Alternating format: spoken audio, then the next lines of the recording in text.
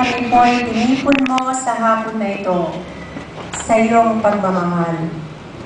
Gabayan mo kami ng banal na Espiritu na siyang lakas namin sa pagkakataon na ito.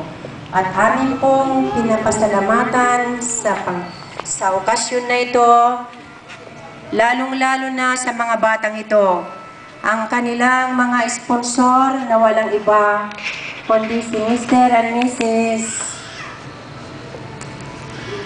Bronyo Alonso, na sana lumago ang mga batang ito at sa kanilang tulong, patuloy sana ng iyong grasya na dumaloy ang pagmamahal ng Panginoon sa mga batang ito, na sila ay makatanggap ng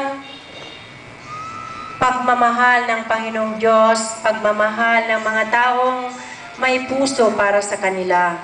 At nawa o Diyos, sa pagkakataon na ito at sa hapon na ito, basbasan mo sila, Panginoon.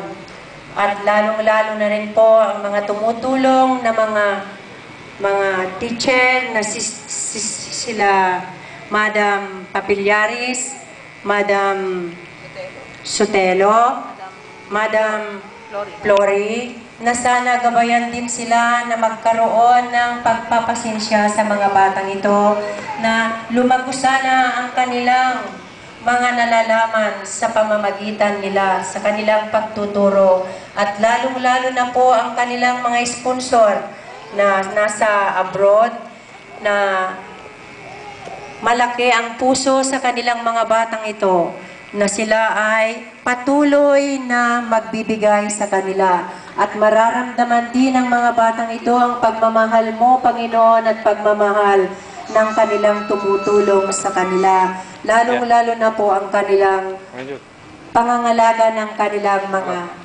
nagtuturo sa kanila. Salamat po, Panginoon, at pinupuri ka namin sa oras na ito, na sana, Panginoon, sa oras na ito, nariyan ka sa gitna namin, na kung wala ka, Panginoon, wala rin kami dito. Salamat po, Panginoon. Salamat.